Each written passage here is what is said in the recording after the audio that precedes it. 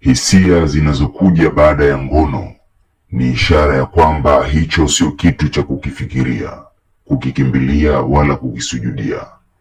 Ni tamu ya muda huu yenye machungu na majuto ya baadaye. Ni vipande vyenye ncha kali baada ya glasi kuvunjika.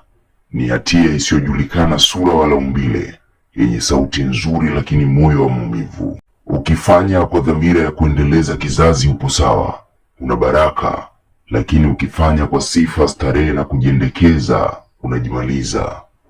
Una hamu, una hisia, subiria. Usikimbilie kukidhi matakwa ya mwili wako. Jipe muda na ufikirie ni wapi uwekeze hiyo nguvu.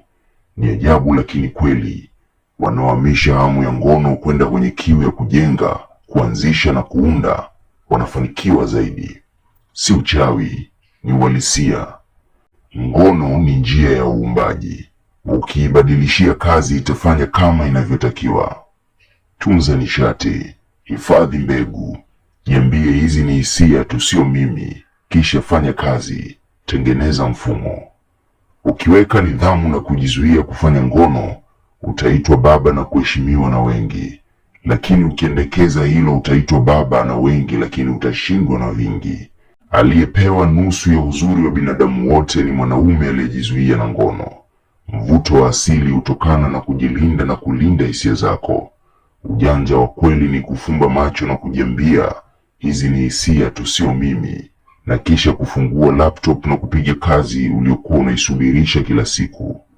Tuzo za mjasiriamali zipo na mfanyakazi hodari zipo, lakini tuzo za mfanya ngono bingwa hazijawahi kuwepo.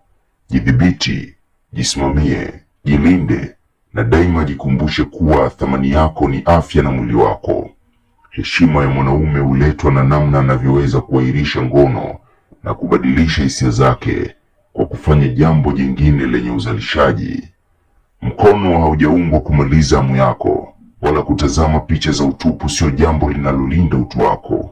Kusimama na kujiambia wewe ni mkubwa zaidi ya ngono ndio chanzo cha hekima ya kweli. Simama na uamke, wakati ni sasa.